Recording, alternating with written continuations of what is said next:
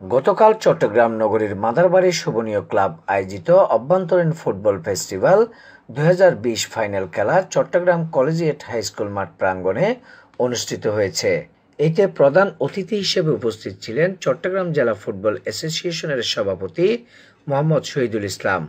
বিশেষ অতিথি হিসেবে উপস্থিত ছিলেন চট্টগ্রাম জেলা ফুটবল অ্যাসোসিয়েশনের সাধারণ সম্পাদক আনামুল উলাল, চট্টগ্রাম জেলা ফুটবল ক্রীড়া সংস্থার কাউন্সিলর মশিউল আলম স্বপন, মাদারবাড়ি শোভনীয় ফুটবল একাডেমির সভাপতি মুসা বাবলু, সাধারণ সম্পাদক আক্তার হোসেন জেকি, মাদারবাড়ি শোভনীয় ফুটবল একাডেমির সহসাধারণ সম্পাদক মোশাররফ হোসেন লিটন, কোচ মোহাম্মদ আলী, হারুনুর রশিদ, মাকসুদুর রহমান মাসুদ, মোহাম্মদ আলমগীর, আব্দুল আজিজ সহ আরও অনেকে।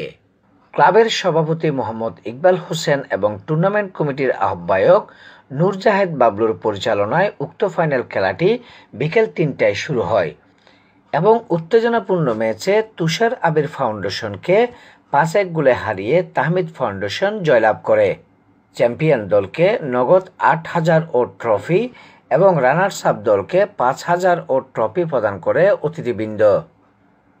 নিউজ ডেস্ক, এসবিশন টিভি, চট্টগ্রাম।